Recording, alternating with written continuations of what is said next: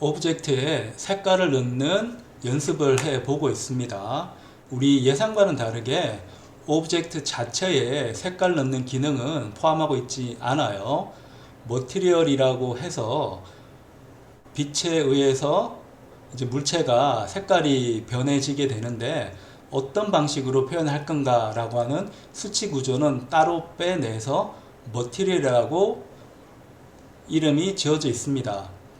이 머티리얼은 오브젝트하고 결합될 때 색깔이나 빛에 의해서 물체가 달라지는 모양 같은 거를 더 현실감 있게 표현할 수 있게 되어져 있어요.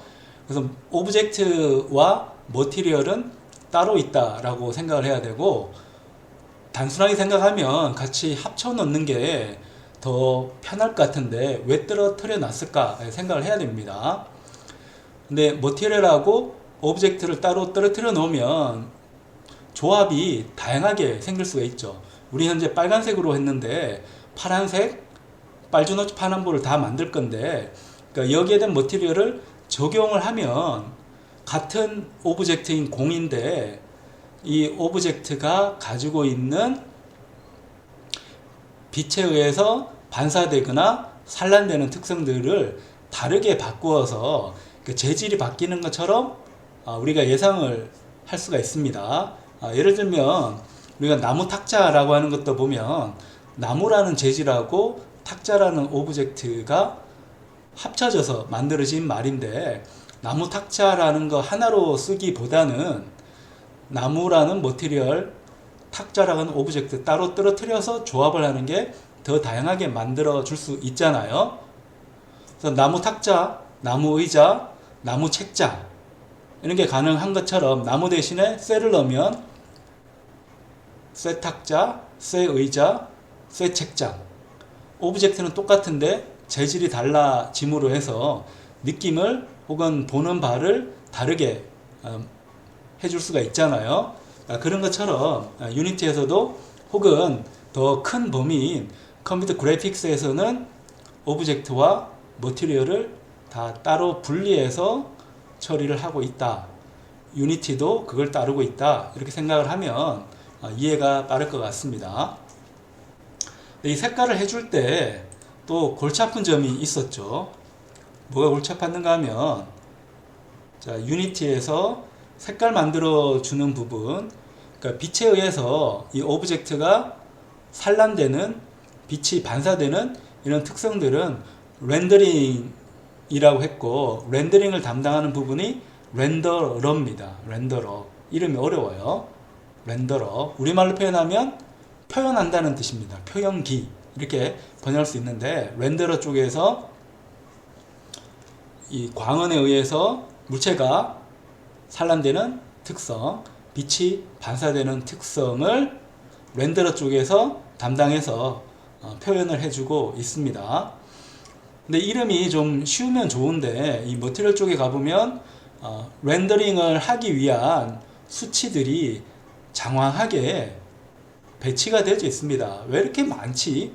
색깔 하나면 되는 게, 색깔 하나만 있으면 특성을 그럴듯하게 표현할 수 있지 않나 라고 생각할지 모르는데 그렇지가 않아요.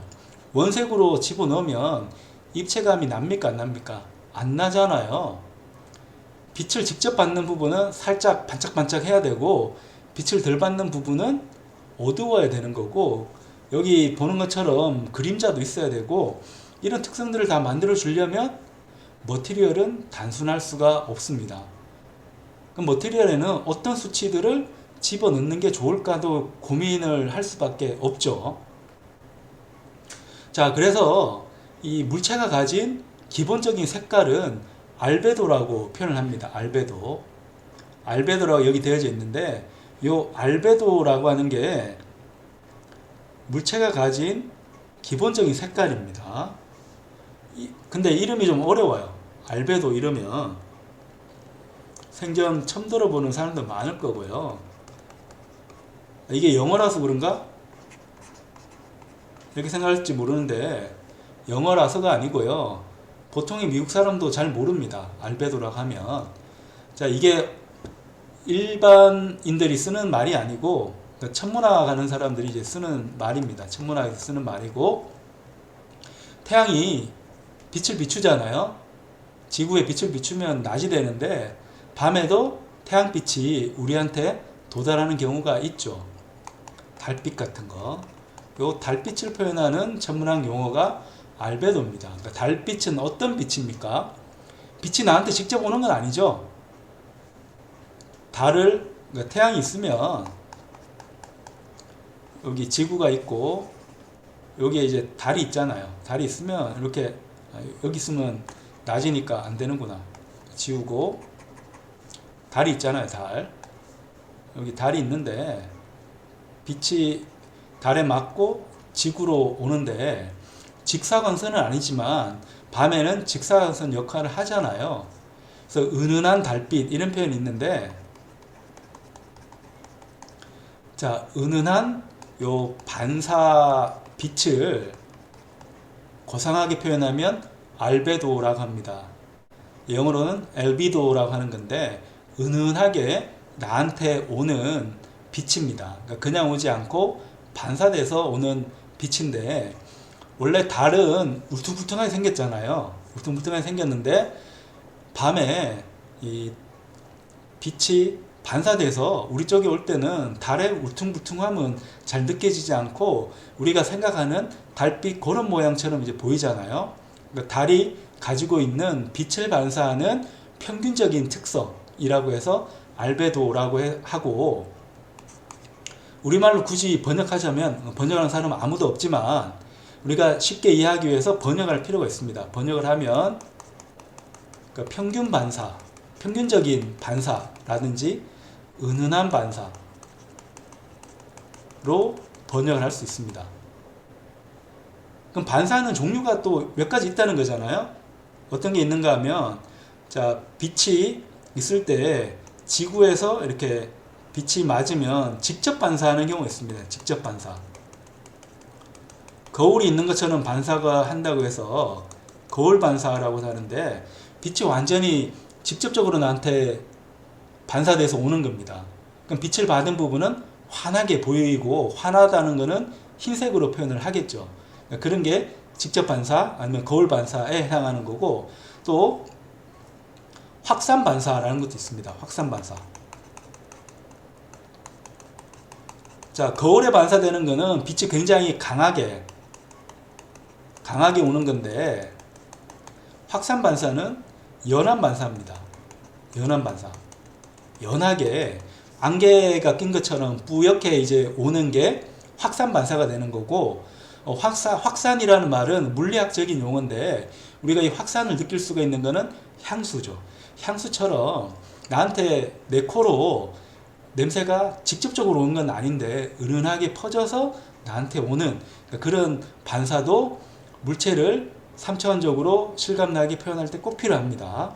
그래서 거울 반사, 확산 반사, 그리고 기본적으로 평균적으로 반사하는 알베도 요 세 가지를 이용해서 물체를 3차원적으로 그럴듯하게 표현을 합니다. 자, 요 측면에서 알베도라는 거를 우리가 살펴봤고요. 여기 있는 알베도라는 거는 광원은 어디 있습니까? 디렉셔널 라이트에서 있는데 요 광원에서 나온 빛이 물체에 반사를 하는데 반사할 때 평균적으로 은은하게 반사하는 특성을 표현하는 그 색깔 값이 알베도라고 하는 겁니다. 알베도. 그러니까 그렇게 이해를 해야지 쉬울 겁니다. 그리고 우리가 3차원을 다루고 있기 때문에 3차원 좌표축에 대한 특성 계속 강조해도 지나치지 않습니다. 이 3차원 특성을 여러분 잘 봐야 되고 우리가 색깔을 공부했기 때문에 이제 RGB가 더 잘 들어올 것 같습니다. 이 RGB는 좌표축을 명시적으로 보일 때도 사용되는데 R은 X축, G는 Y축, B는 Z축으로 표시를 한다는 겁니다. 그러니까 XYZ 좌표축이 있는데 이 좌표축이 컴퓨터 그래픽스 개발자 입장에서는 좀 특이하게 사용된다고 했죠. 그 특이하게 사용되는 특성을 여러분이 다시 한번 기억할 필요가 있습니다.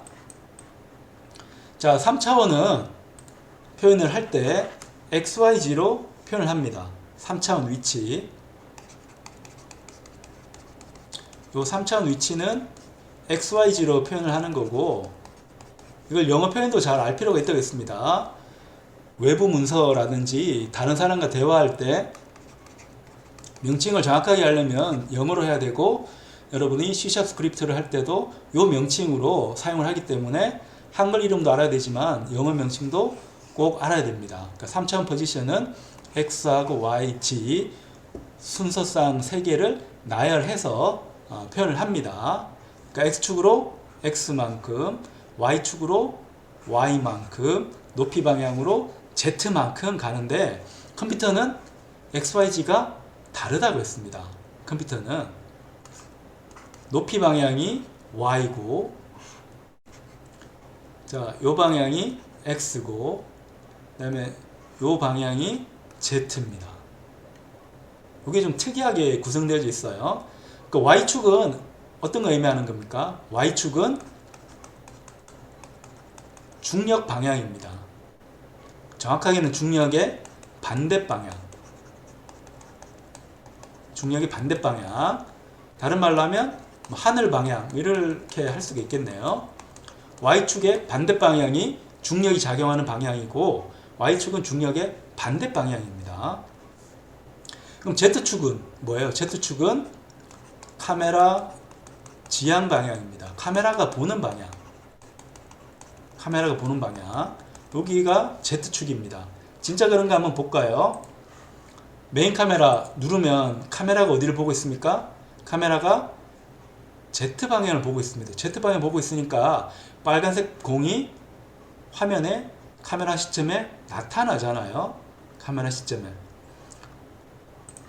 그럼 X축은 어떤 방향입니까? X축은 시야에 대한 특성입니다. 시야.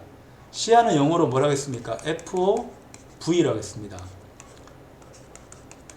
Field of View라고 해서, 자, 시야를 나타내 주는 게 Z축, X축의 기본 특성입니다. 그러니까 시야는, 자, 우리가 메인 카메라 쪽에서 Field of View를 볼 수 있잖아요. Field of View. 그러니까 Field of View 볼 수 있는데, 요 시야가 나타내 주는 게 기본적으로 X축입니다. X축. 그러니까 Y축 기준으로 해서 시야를 나타내 줄 수 있는데, Y축은 중력이나 하늘 방향이나 의미를 가지고 있기 때문에 X축에 의미를 부여하기 위해서 시야, 내가 얼마만큼 가로 방향으로 넓게 보는가를 표현하는 게 X축입니다. 왜 이런 식으로 좌표축을 배정했는가는 3차원에서는 앞만 봐도 이해가 안 됩니다. 안 되니까 얘를 어떻게 보라고 했습니까? 2차원으로 보라고 했죠. 원래 게임은 2차원 게임 개발하다가 3차원이 된 거잖아요. 2차원에서는 가로 방향이 X, 높이 방향이 Y였습니다. 그래서 중력 하늘 방향이 Y축이었고, 내가 바라보는 시야가 X축이었습니다. 자, 그걸 3차원이 됐다 해가지고 여기에 있는 요 좌표축 그림처럼 요렇게 바꿔버리면 헷갈리잖아요. 높이 방향이 Y였다가 Z로 가면 헷갈리니까 2차원하고 3차원은 높이가 똑같도록 Y축을 그대로 그냥 고정을 해둔 상태입니다. 다만 새롭게 나타나주는 이 좌표축 Y, Z는 카메라 방향으로 의미 부여를 이제 해준 겁니다. 자, 또 하나 이제 중요한 부분이, 우리가 또 하나 중요한 부분이 일상생활 아니면 수학 분야에서 기본 좌표축은 항상 오른손 좌표축입니다. 여기에 있는 오른손 좌표축을 씁니다. 그러니까 손가락 3개 이용해 가지고 XYZ 나타낼 수도 있고, 아니면 우리한테는 이렇게 엄지척 하는 게 더 이해가 쉬울 것 같습니다. 엄지척 하는 게 Z 방향이라고 하면 돌아가는 게 X에서 Y 방향으로 돌아갈 때 엄지가 가리키는, 오른손 엄지가 가리키는 방향이 가장 기본이 되는 방향, 수학에서 사용하는 오른손 좌표계의 방향이 되고요. 근데 컴퓨터에서는 왼손을 기준으로 해가지고 엄지척 한 요 엄지가 가리키는 Z 방향이 요 방향이 되는 게 왼손 좌표계의 기준이 됩니다. 왼손 좌표계의 기준. 그래서 X에서 Y로 갔는데, X에서 Y로 손가락이 이렇게 돌아갔는데, 그 방향이 Z를 가르친다고 하는 게 왼손 좌표계가 됩니다. 언뜻 보면 똑같을 것 같은데, 손가락을 놓고 보면, 이 손가락 돌아가는 게 반대 방향인 게 이해가 되나요? 반대 방향인 게. 좌우가 바뀌니까 헷갈리긴 하네요. 자, 엄지손가락은 같은 위치를 가리키고 있고, 요 손 돌아가는 게 반대 방향이죠. 반대 방향. 자, 그래서 왼손하고 오른손 좌표계는 비슷하면서도 축 하나만 살짝 다릅니다. 근데 왜 게임 개발자 혹은 컴퓨터 그래픽스 하는 사람들은 요 왼손 좌표계를 쓴다고 했습니까? 왜 그래요? 내가 카메라로 찍으면 상이 뒤집힌다고 했잖아요. 카메라로 찍으면. 그러니까 그걸 볼 수 있는 게 어떤 예를 한번 들었습니까? 거울 예를 들었잖아요. 거울. 내가 X축, Y축 똑같이 X축하고 Y축이라고 Z라고 써버렸네요. X축하고 Y축 두 개가 있다고 했는데, 자, 이걸 이제 각을 똑같이 해 놓고 내가 거울 속 말고 거울 바깥에 있는 내가 이제 실체잖아요. 내 쪽 기준으로 해서 Z 방향으로 물건을 여기 있던 걸 요 방향으로 딱 옮기면 거울 안은 어떻게 됩니까? 거울 안은 반대로 가죠. 나한테서 더 멀어지잖아요. 그래서 X하고 Y를 똑같이 두면 Z가 뒤집힙니다. 뒤집혀요. 요게 거울 가지고 보면 더 이해가 쉬울 것 같고, 아니면 게임에서는 이제 카메라가 있으니까 카메라 한번 봅시다. 카메라가 있잖아요. 자, 카메라로 이렇게 찍어요. 카메라 찍으면 이제 손바닥이 보이잖아요. 요 카메라를 내가 볼 때는 어떻게 봅니까? 볼 때는 뒤집어서 봐야 되잖아요. 카메라는 이렇게 찍었는데 게임 플레이어가 볼 때는 뒤집어서 봐야 됩니다. 뒤집어서. 그러면 이 좌표축이 바뀌게 되잖아요. 좌표축이 바뀌게 되기 때문에 카메라 시점과 카메라가 찍는 방향하고 카메라가 이렇게 찍었다고 하면 볼 때는 뒤집어서 봐야 되기 때문에 뒤집어서 보면 왼손 오른손이 뒤집혀 있는 상태가 됩니다. 이렇게 해야지 손이 합쳐지게 되잖아요. 자, 그래서 손가락을 이용해 가지고 여러분이 카메라 촬영한다고 생각을 하고 카메라 촬영했으면 촬영을 그대로 보는 게 아니고 뒤집어서 봐야 됩니다. 뒤집어서. 이렇게 촬영된 걸 이렇게 보기 때문에 요 손톱이 있는 쪽이 방향이 바뀌죠. 손톱이 있는 쪽이 방향이 바뀌잖아요. 그러니까 방향이 바뀌기 때문에 카메라로 찍으면 좌우가 바뀝니다. 그러니까 거울에서는 Z축이 뒤집어졌는데 카메라로 찍어서 돌려서 보면 좌우가 바뀌게 나옵니다. 여기도 보면 왼손 들었는데 오른손인 것처럼 오른쪽이 막 움직이잖아요. 그러니까 그런 거를 여러분이 이해를 하면 게임 플레이어 시점하고 게임 개발자 시점하고는 똑같이 갈 수가 없구나. 근데 우리가 항상 기준으로 삼아야 되는 거는 게임 플레이어가 중요하기 때문에 게임 플레이어가 일상생활 하는 사람이고 이 사람은 기본적으로 오른손 좌표계를 쓴다고 가정을 해야 되기 때문에 게임 개발자는 왼손 좌표계를 기준으로 해가지고 게임 개발합니다. 그러면 이렇게 게임 개발을 해서 게임 플레이한테 보여줄 때는 좌우가 싹 바뀌니까 좌표측 입장에서는 오른손 좌표계인 것처럼, 왜냐하면 왼손으로 내가 작업했기 때문에 뒤집으면 오른손 좌표계가 되는 요 특성을 이해를 하면 좌표축이 왜 저렇게 구성이 됐는지 여러분이 훨씬 더 잘 이해를 할 수 있을 것 같습니다. 그럼 이 공이 이제 좀 제대로 떨어지고 이런 게 되도록 요 볼에다가 이제 중력도 작용하게 하고 그 다음에 공이 떨어져서 계속 있으면 안 되니까 일정 시간 지나면 사라질 수 있도록 스크립트도 C# 스크립트도 적용을 해 보겠습니다. 자, 그러면 일단 요 공에다가 add component에서 physics 적용을 해야죠. 그러니까 rigid body 적용을 합니다. 자, rigid body 적용을 해서 뭐 드랙 같은 거는 그러니까 견인력이라고 했죠. 물체가 떨어질 때 빨리 떨어지지 않도록, 그러니까 깃털 같은 거는 빨리 안 떨어지고 천천히 떨어지잖아요. 그런 걸 설명하는 지표입니다. 자, rigid body 했기 때문에 플레이 버튼 누르면 땅으로 떨어집니다. 자, 땅으로 떨어지는데 중력을 받아서 땅으로 떨어집니다. 땅으로 떨어졌는데 자, 이게 땅에 그냥 찹쌀떡처럼 딱 붙어버리니까 이게 불편하잖아요. 자, 그리고 플레이 버튼 누를 때 이 버튼을 계속 눌러야 되니까 이게 좀 불편한 점이 있습니다. 불점이 있어서 단축키를 기억하고 있으면 또 편합니다.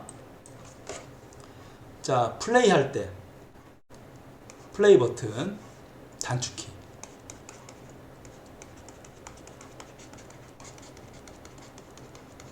플레이 버튼에 단축키가 있습니다. 뭘까요? 플레이 버튼이 P로 시작하니까 컨트롤하고 P를 눌러주면 됩니다. 그러면 게임이 바로바로 버튼 누르지 않아도 시작하고 있고, 해제할 때도 컨트롤 P 누르면 우리 에디터 환경, 씬뷰 환경으로 돌아가게 됩니다. 그리고 공은 튀어야 맛인데 플레인에 딱 붙어버리니까 재미가 없잖아요. 그 튀게 하려면 뭐가 필요합니까? 튀게 하려면 프로젝트에서 피직 머티리얼을 적용을 해야죠. 그래서 볼에 대한 바운드라고 이름을 붙이고요. 바운드를 강하게 하려면 1로 하면 되고요. 그리고 바운스 컴바인은 튕기는 정도니까 탄력성이니까 바운시니스는 이를 최대가 되도록 맥시멈으로 합니다. 그래서 자, 요 볼 바운드를 요 공에다가 적용을 해야죠. 요 공에다가 적용을 합니다. 적용하면 자, 스피어 컬라이드의 머티리얼은 볼 바운드가 들어갔기 때문에 튕기는 특성이 나타나게 됩니다. 자, 여기에 공이 통통통통 튀는 걸 우리가 관찰을 하고 있고요.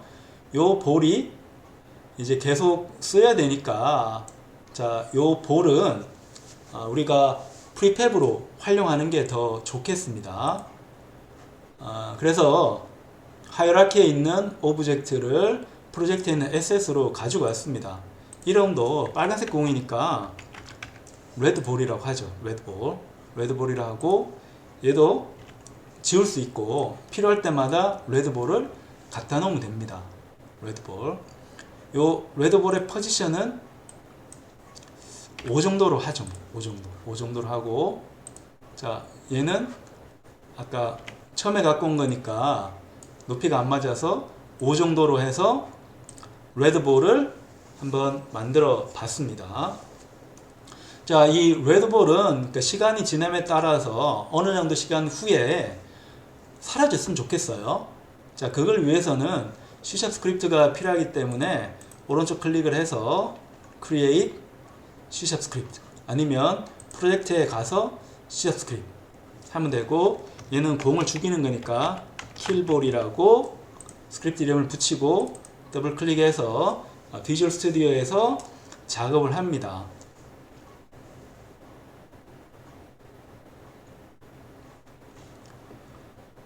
자, C# 스크립트는 C#이라는 프로그래밍 언어로 유니티에 들어가는 기능을 확장을 하는 겁니다. 그러니까 그런 측면에서 스크립트라고 합니다. 그러니까 스크립트라는 말은 원래 글이라는 뜻인데, 글, 한글 할 때 그 글입니다.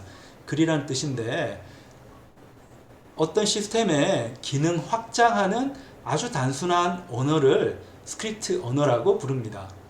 그러니까 프로그래밍 언어 중에서 가장 간단한 게 스크립트 언어라고 생각하면 쉬울 것 같아요. 그래서 유니티에서도 C샵을 프로그래밍 언어라고 하지 않고 스크립트가 하는 이유는 유니티가 가지고 있는 여러 가지 기능이 있잖아요. 그걸 C샵 도움을 받아서 기능 확장을 해주기 때문에 스크립트라고 이름을 붙입니다. 그러면 이 공이 어느 정도 시간이 지나면 이제 사라지게 만들려고 하면 디스트로이를 하면 됩니다. 디스트로이. 탭 누르면 이제 디스트로이가 만들어지는 거고요. 그 다음에 필요한 변수는 거의 자동적으로 추천을 해줍니다. 탭 누르면 다시 됩니다. 여기 C샵에서는 꼭 명령어가 끝나고 나면 세미콜론 붙여야 됩니다. 그럼 이름이 있고 소괄호가 있으면 이게 다 함수입니다. 디스트로이라는 함수를 호출을 해가지고 파괴시키는데, 누굴 파괴시키는가 하면 게임 오브젝트입니다. 게임 오브젝트를 파괴시키는데 소문자로 쓰게 되면 킬볼을 가지고 있는 그 오브젝트가 사라지는 겁니다. 사라지는데, 이런 식으로 하면 게임 오브젝트가 바로 사라지니까 내가 원하는 시간 후에 사라지도록 코드 구현을 해야 됩니다. 그러려고 하면 퍼블릭으로 실수를 뜻하는 플롯을 써주고 kill time 해서 한 10초 뒤에 10초 뒤에 사라지도록 해줍니다. F를 붙인 이유는 이 숫자가 플롯이라고 하는 실수를 나타내는 숫자라는 걸 컴퓨터한테 정확하게 알려주기 위해서 플롯에는 숫자 F를 집어넣습니다. 여기에 있는 equal 표시는 같다는 뜻이 아니고요. 10이라는 요 실수를 킬타임이라는 변수에 넣겠다는 뜻입니다. 요 킬타임이 두 번째 인수에 들어가서 요 킬타임 후에 오브젝트가 사라지도록 만들어 줍니다. 우리가 보고 있는 유니티 스크립트에는 함수가 두 개가 보입니다. 얘가 함수인 건 이제 알 수 있겠죠. 어떻게? 소괄호가 있으니까 함수인 거 알 수가 있고, 함수 중에서도 함수정입니다. 함수 이름과 소괄호 다음에 중괄호가 나오면 함수정입니다.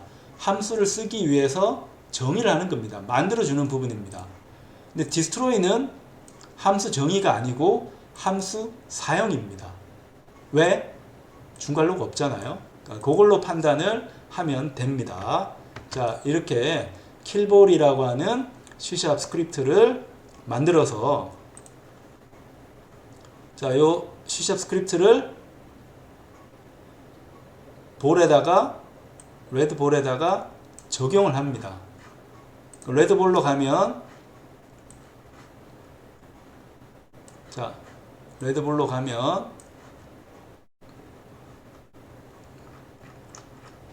킬볼이라는 스크립트가 나오고, 우리가 코딩 개발할 때 public이라는 거를 썼잖아요. public을 썼는데, 이 public을 쓰게 되면 누구나 이 변수에 접근을 할 수가 있습니다.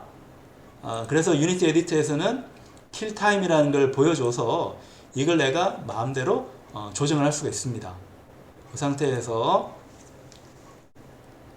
공이 10초 뒤에 사라지는지 한번 확인을 해 봅니다. 계속 이제 통통통통 하다가 10초 뒤에 사라졌죠. 이걸 원해서 킬볼이라고 하는 C# 스크립트를 만들었고, 10초가 너무 길다 싶으면 5초로 이렇게 마음대로 바꿀 수가 있습니다. 자, 그러면 우리가 공을 무지개 색깔로 튕길 준비는 다 됐습니다. 그럼 색깔이 이제 여러 가지가 있어야 되겠죠. 요걸 컨트롤 C, 컨트롤 V에서 여러 가지 색깔을 한번 만들어 봅니다. 빨주니까 그 다음에 오렌지 컬러. 자, 오렌지 컬러는 알베도가 얼마가 돼야 됩니까? 기억할 필요는 없어요. 우리 아까 찾은 게 있으니까 요 찾은 무지개 색깔로 가면 됩니다. 오렌지는 255, 127, 255, 127. 117도 많이 보는 숫자입니다.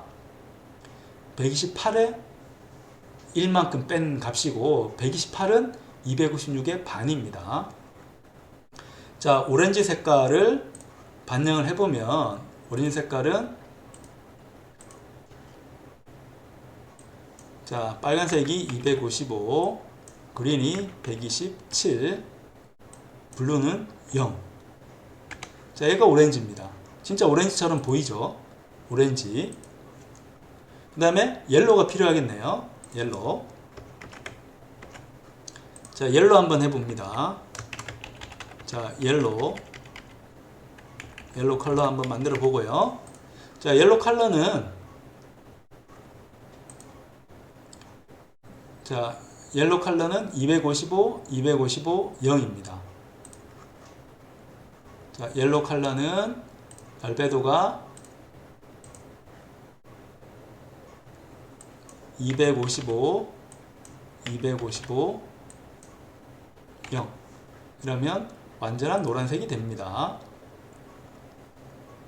그 다음에 초록색. 자, 초록색은 자, 이번에는 그린 컬러라는 머티리얼을 생성을 하고요. 요 그린 컬러는 자, 이게 스포이드를 자꾸 누르네요. 요 스포이드는 색깔을 찝는 겁니다. 색깔을 이렇게 찍으면 색깔이 저절로 나오는 겁니다. 근데 찍을 때 완벽하진 않기 때문에 요 색깔이 약간 달라지긴 하는데 스포이드를 쓰는 것도 괜찮을 것 같아요. 스포이드 쓰는 것도. 그러니까 요 색깔을 클릭하면 되니까. 그 다음에 요 그린 다음에 블루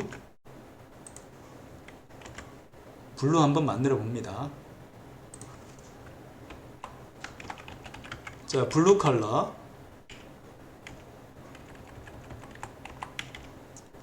자, 요 블루 컬러는 알베도가 0, 0, 255. 자, RGB에서 B가 가장 커질 수 있는 거는 255죠. 가장 큰 색깔을 집어넣습니다. 그 다음에 남색하고 보라색이 남았네요. 꽤 많기는 합니다. 자, 이번에는 남색. 남색은 좀 어려워요. 인디고입니다. 인디고 컬러. 자, 인디고 컬러는 스포이드로 한번 찍죠. 뭐. 얘가 인디고 컬러입니다. 인디고 컬러인데 색깔 배합이 맞는가는 한번 확인을 해 봅시다. 색깔 배합이 인디고는 75, 0, 130입니다. 비슷하긴 한데 잠깐만. 비슷하긴 한데 약간 달라요. 75, 0, 130으로 인디고가 만들어졌고요. 그 다음에 얘는 보라색이고 보라색이 영어로는 바이올렛입니다. 바이올렛을 마지막으로 한번 만들어 보겠습니다.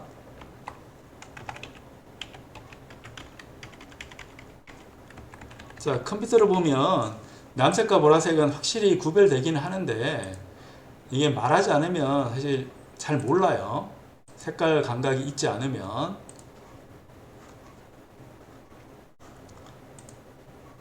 자, 바이올렛은 148, 0, 211입니다. 148, 0, 그 다음에 211. 자, 얘가 보라색입니다. 자, 색깔은 이제 다 만들었고, 자, 요 색깔을 이용해서 공을 만들어야죠. 공을 만드는데, 앞에 여기 앞에 메인 카메라 봤을 때 앞에 하나 배정을 하고 그 뒤에 이제 2개 하고 3개 하고 이렇게 한번 배정을 해 볼게요. 자, 요 레드볼을 복사해서 이번에는 오렌지볼로 한번 해보고, 자, 오렌지볼인데 요 위치가 중요하니까 요 오렌지볼의 위치는 X축으로, 자, 요 볼을 보면, 자, X축으로 빨간색이잖아요. X축으로 마이너스 3만큼 가고, 잠깐만.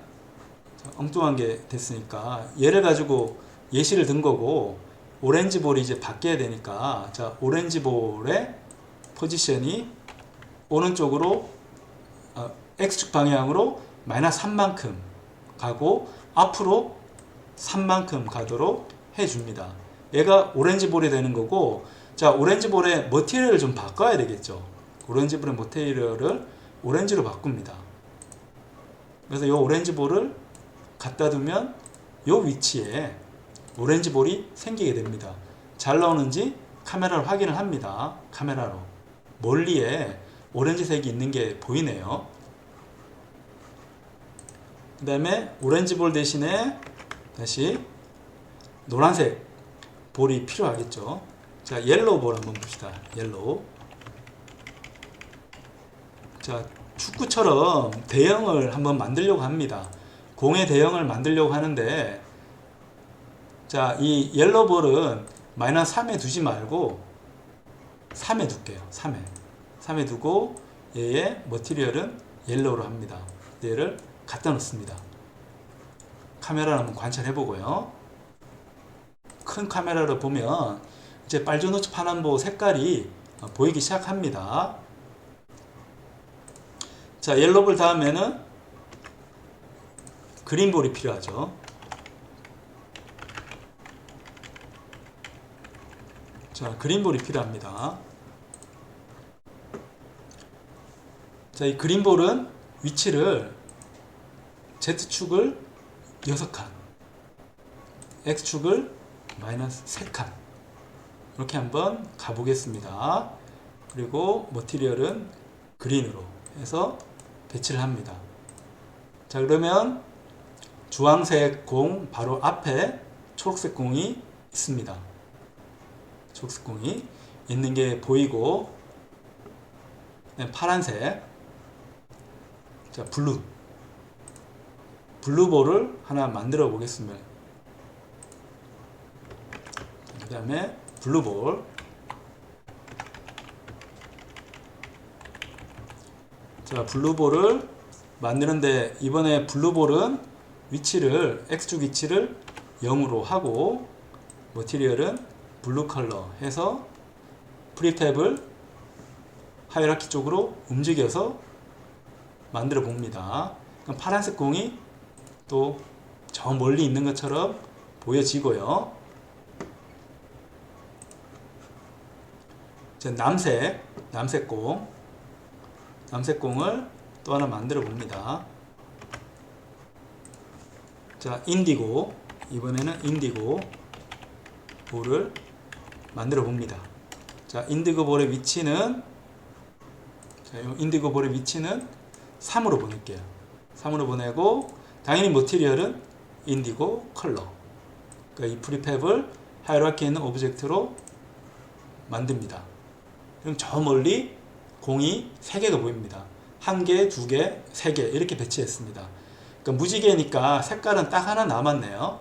딱 하나 남아서 바이올렛 볼을 하나 만들어 보는데, 자, 바이올렛 볼은 인디고 볼을 복사해서 컨트롤 C, 컨트롤 V에서 만듭니다. 자, 바이올렛 볼을 만들어 줍니다.